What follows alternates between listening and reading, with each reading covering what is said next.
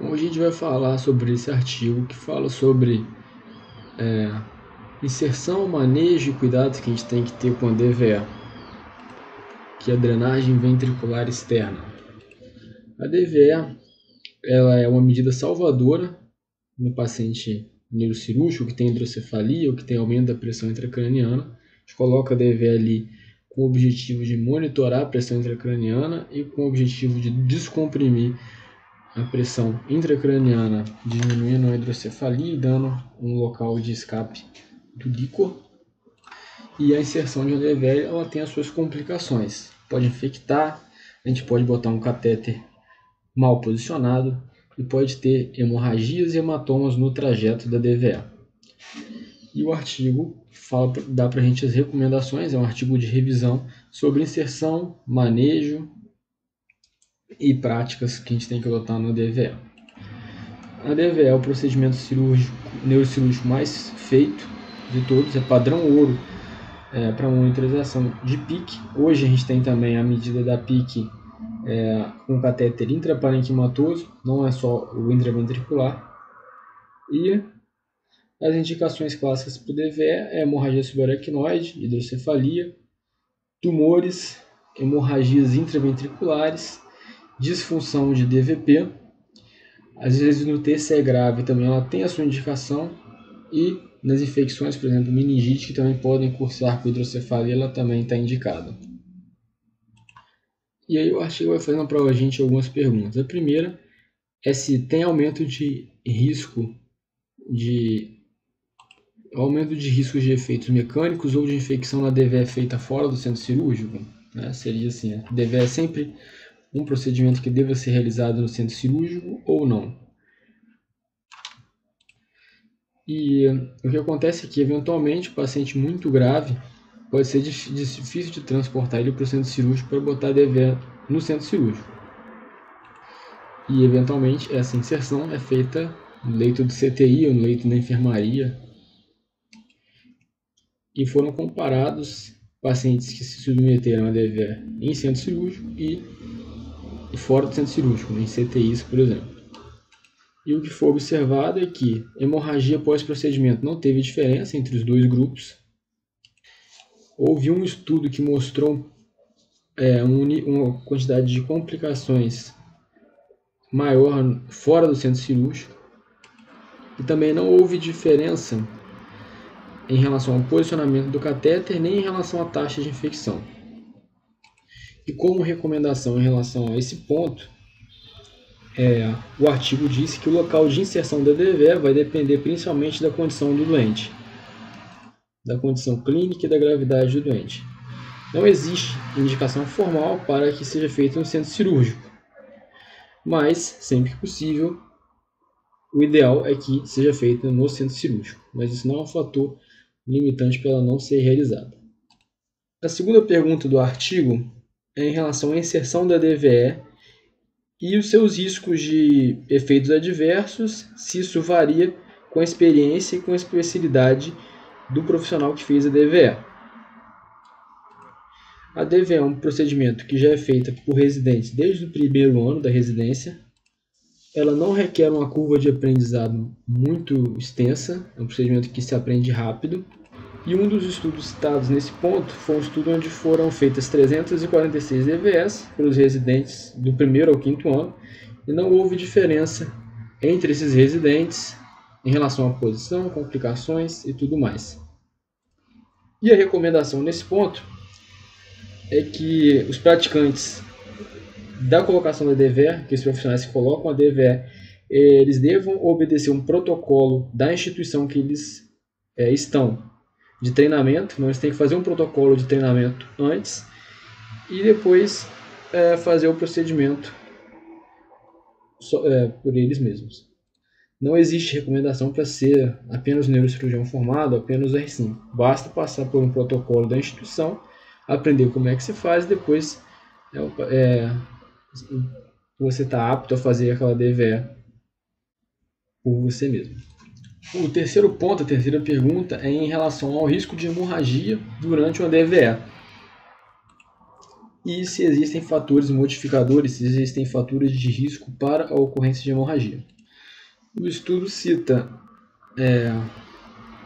um outro estudo, né, de 346 pacientes que fizeram ATC imediato depois de fazer DVE, que mostrou um risco de hematoma de 3,8% de hemorragia no trajeto da DVE e 1,5% de hematomas extraxiais e intraventriculares. Observou-se que nem toda hemorragia que ocorre durante o procedimento é sintomática, às vezes você tem uma hemorragia que não dá problema nenhum, mostrando ali que na literatura existe um baixo risco de hemorragia sintomática. O risco de sangramento é muito variado na literatura, variando de 0 a 40%. Os fatores de risco que foram elencados como que aumentam a chance de sangramento são as coagulopatias, a pressão arterial intraoperatória no momento da passagem do catéter não pode estar hipertenso, o número de tentativas de punção ventricular, quanto maior o número de tentativas, maior a chance de sangramento. E em relação ao coagulograma, não tenho um valor adequado de PTT e INR que diga qual que é o risco aumentado, mas é lógico que o ideal é que esses exames estejam normais. E a recomendação para esse ponto é que, com exceção das emergências extremas, o que a gente deve fazer é corrigir a coagulopatia antes de colocar o paciente em sala para fazer DVE. Se o paciente usa algum anticoagulante, tentar fazer reversão, sempre que possível, a gente tem que tentar deixar o coagulograma normal. Bom, o próximo ponto em relação aos fatores que são associados à diminuição do risco de ter uma DVE mal posicionada. O que a gente pode fazer para otimizar a posição correta do nosso catéter? No artigo, ele gradua o grau de posicionamento do catéter em 3. Grau 1 é o catéter posicionado de forma ótima, com o catéter posicionado no corno frontal e ipsilateral ou no terceiro ventrículo. O grau 2 é o grau funcional, onde o catéter está localizado no ventrículo contralateral ou no parênquima, em área não eloquente e que funciona. E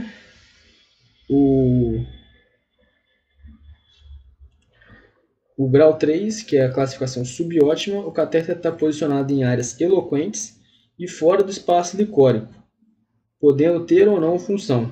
E isso acontece em até 13% dos casos. Em relação a landmarks para posicionamento do catéter, ele cita 3 opções. O epicanto medial ipsilateral. Quando a gente usa o epicanto medial ipsilateral para posicionar o nosso catéter, a gente tem um índice de 90% de erro, então não é legal mirar ali. Então a gente pode usar o epicanto medial contralateral, que o índice de erro cai para 10%. E o melhor de todos, que é entrar com um catéter bem perpendicular ao crânio, que é o que tem o maior índice de acerto. E o ponto de entrada para essas três opções de entrada do catéter era o ponto de Kocher, que fica de 2 a 3 centímetros lateral à linha média, 11 centímetros posterior ao násio, 1 centímetro anterior à sutura coronal, pegando ali na região da linha hemipupilar. E outra recomendação é que não deve entrar mais do que 6,5 centímetros de catéter para dentro do crânio, pois nunca que o catéter entra mais do que 6,5 centímetros, ele acha o ventrículo. Se entrou 6,5 e ainda não achou nada, volta que você está no lugar errado. O que é mais comum é depois que entra 5 centímetros você encontrar o ventrículo, que é a distância que o ventrículo tem da superfície do córtex cerebral. Ele cita também o uso de tecnologia para ajudar nessa função, por exemplo, o uso de neuronavegação. E a recomendação desse ponto é, se a anatomia do ventrículo é normal, você usa ali o ponto de Kocher, de preferência usando a trajetória perpendicular e não entrando mais do que 6,5 centímetros. E caso tenha distorções anatômicas, sempre considerar a ajuda de tecnologia para você conseguir funcionar o ventrículo, como por exemplo a neuronavegação. O outro ponto questionado no artigo é em relação a quando começar a profilaxia para trombose e para eventos trombóticos. Nós temos duas formas de prevenir eventos trombóticos: os métodos mecânicos, que é o uso de compressor pneumático intermitente, filtro de veia cava e a meia elástica, e tem as drogas, que é heparina de baixo peso e heparina não fracionada. A desvantagem das drogas, evidentemente, é que elas aumentam o risco de sangramento intracraniano. A maioria dos doentes que são submetidos a procedimento neurocirúrgico, eles têm um risco moderado ou alto para eventos trombóticos, para TVP e TEP. O risco de um paciente ter trombose venosa profunda ou TEP após um procedimento cirúrgico, em média, 14% a 16%, podendo chegar até 33%. O risco acaba ficando maior nos pacientes que são oncológicos. Então a questão não é se tem ou não que fazer a profilaxia, é decidir, no caso, qual que é a melhor modalidade que a gente vai usar. Porque geralmente são pacientes de alto risco que vão precisar de profilaxia contra eventos trombóticos. A profilaxia feita com drogas, a profilaxia farmacológica, ela reduz o risco de eventos trombóticos em até 50%.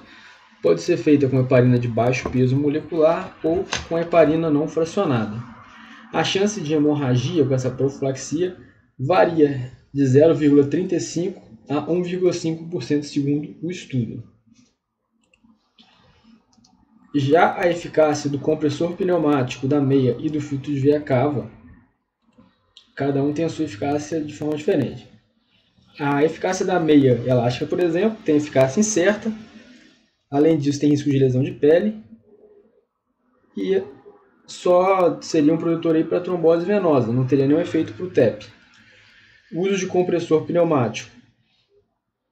O artigo diz que ele sempre deve ser usado no pós-operatório imediato, porque diminui a chance de trombose venosa profunda proximal, porém também não reduz o risco de TEP. E o filtro de veia cava, ele está indicado em pacientes com trombose venosa profunda comprovada e que tem contraindicação absoluta para anticoagulação. Ou no pré-operatório, um mês antes, se tiver uma história patológica pregressa de TVP, com o objetivo de diminuir a chance de TEP. Porém, a colocação de filtro de veia cava ele também tem suas complicações. Ele aumenta, por exemplo, o risco de TVP e tem a chance de migração do filtro, dele se disposicionar. Em relação ao tempo para início da profilaxia farmacológica, o artigo cita um período de 1 a 4 dias. E para chegar a esse tempo não foi estudos de pós-DVE, é um tempo de profilaxia em pacientes com TCE e com hemorragia intracraniana. E a gente tem que ter, antes de começar essa profilaxia, uma TC de controle, mostrando que não tem sangramento, ou comprovando que esse sangramento está estável. Então, o ideal que o artigo cita são 72 horas com sangramento estável, seria o momento que você poderia começar a profilaxia. No caso do DVE, se não tiver sangramento, pode começar assim que tiver uma TC de controle. E as recomendações de estudo, então, são: primeiro, sempre fazer a profilaxia devido à imobilidade do doente, e você vai fazer enquanto o tempo durar essa imobilidade. Não é recomendado o uso de filtro de veia cava de rotina, só naquelas opções que a gente já falou. É recomendado o uso de compressor pneumático, caso não possa se usar o uso da profilaxia farmacológica. Isso conclui que a gente sempre coloca o compressor pneumático no pós-operatório imediato. E nos pacientes que têm fatores de riscos adicionais para trombose, como câncer, imobilização, trauma, é sugerida terapia farmacológica após descartada hemorragia craniana ou caso você veja que tem hemorragia, porém essa hemorragia está estável, com 72 horas a hemorragia do mesmo tamanho. Outro ponto que o artigo pega, a próxima pergunta dele, é falar sobre as infecções. A taxa de infecção da DVE varia de 0 a 32%, sendo mais típico ter uma taxa de 10%. As práticas do cuidado da DVE, sem dúvida, vão afetar o risco de infecção. E o grande problema das infecções é a definição de infecção de DVE. A definição pelo CDC, por exemplo, é ter culturas positivas do líquor da DVE e ter sintomas de infecção e achados laboratoriais que indicam infecção. Então, uma tríade de cultura, sintoma e laboratório alterado. Outros autores colocam apenas a cultura positiva como um achado como já definidora de infecção. Isso acaba sendo um desafio porque as bactérias podem colonizar o catéter ou até colonizar o líquor sem causar infecção. E além disso, a gente pode ter uma ventriculite estéril causada por hemorragia e por trauma cirúrgico, que também podem causar ventriculite. E a primeira pergunta em relação à infecção é essa daí. O risco de infecção aumenta com o tempo do DVE? Os estudos analisados mostram que na primeira semana ocorre aumento da chance de infecção. Após a primeira semana de DVE, esse risco é contraditório. Teve um estudo, por exemplo, que comparou DVEs comparou DVEs de 5 dias com DVEs de 10 dias e mostrou que não houve diferença entre esses dois grupos. Entretanto, faz sentido, tem uma lógica a gente pensar que tem um risco maior de infecção ao longo do tempo, porque o DVE é um corpo estranho que está dentro do nosso organismo e a tendência é que aquilo ali, quanto mais tempo, fique mais seja a chance de ocorrer infecção. E a recomendação do estudo é que a DVE deve ser removida o mais cedo possível, conforme seja possível o paciente ficar sem a DVE. O segundo ponto questionado em relação ao antibiótico profilático, se ele reduz a chance de infecção, e em relação ao antibiótico pré-procedimento da DVE. Então a gente tem dois cenários, a gente pode usar o antibiótico sistêmico durante o tempo que a gente está com a DVE, ou pode usar o antibiótico só naquele período do procedimento, do intraoperatório. E ele cita ali um estudo que comparou o uso de ceftazidima durante o procedimento e o uso sistêmico durante o tempo da DVE e mostrou que os resultados foram semelhantes, não houve diferença de infecção entre os dois grupos. Lembrando ali que o uso prolongado do antibiótico aumenta a chance de resistência bacteriana e aumenta também a chance de colite pseudomembranosa por infecção pelo Clostridium difficile. E a recomendação nesse ponto é sempre fazer a dose de antibiótico ali no intraoperatório. A dose de antibiótico durante o procedimento está indicada. E o estudo não recomenda o antibiótico de manutenção sistêmico pelo motivo da resistência bacteriana e pelo risco de infecção pelo Clostridium difficile. O estudo ele não recomenda nenhum antibiótico específico e diz que o antibiótico a ser escolhido deve ser guiado pelo antibiograma do hospital e o conhecimento das bactérias do local. O próximo ponto é em relação ao catéter impregnado com antibiótico. Se esse fator melhora a chance de não ter infecção, né? Se diminui a infecção. E também o catéter de prata. E dentre os estudos analisados, teve um estudo com 288 pacientes que tiveram cultura de líquor positiva. E o grupo que tem o catéter com antibiótico teve uma cultura positiva menor do que os que não tinham o catéter com antibiótico. Ficou 1,3% nos catéteres com antibiótico contra 9,4% naqueles que não tinham. Também analisaram alguns estudos que utilizavam o catéter impregnado de prata, que também pareceu ter um efeito benéfico, diminuindo a chance de infecção. E a recomendação em relação a esse ponto é que é recomendado o uso da DVE impregnada com antibiótico para diminuir o risco de infecção relacionada à DVE. Não tem evidência suficiente para comparar a DVE impregnada com a prata com a DVE impregnada com antibiótico. E a recomendação é que, se possível, se utilize essas DVEs impregnadas com antibiótico.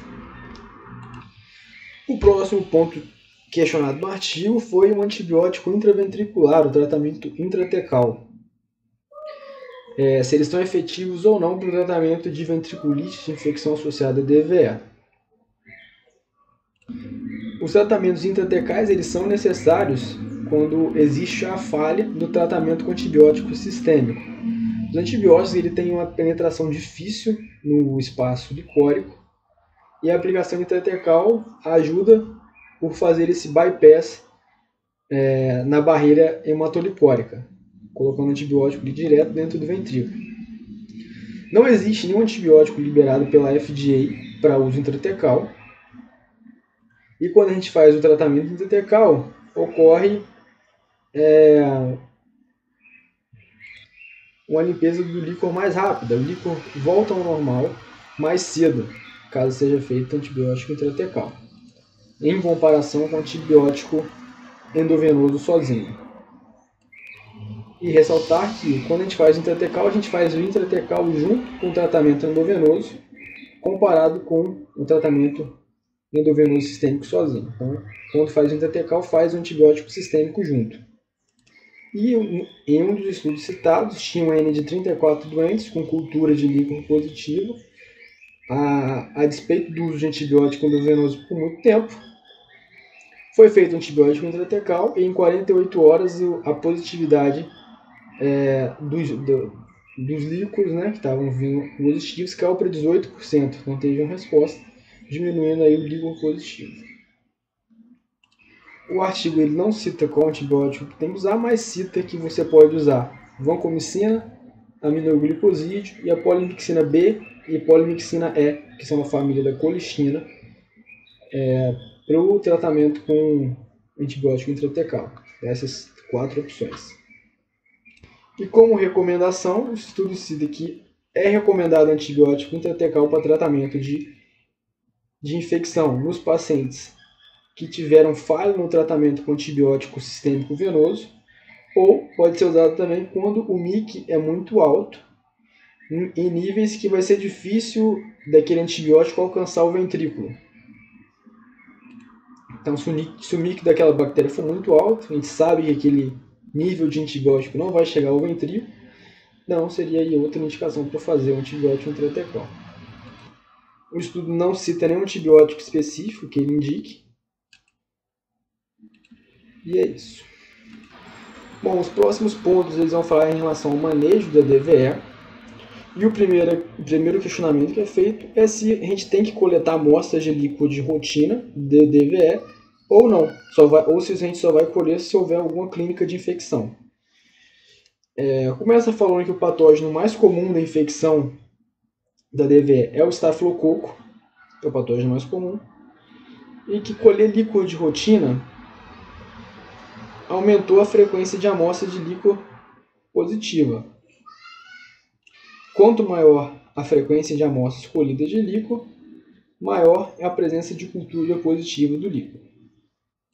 Um dos estudos citados tinha um N de 382 doentes, 206 deles tinham culturas diárias e 176 tinham cultura de 3 em 3 dias. E o risco de positivar ficou bem menor no grupo que era coletado de 3 em 3 dias. O risco de positivar uma amostra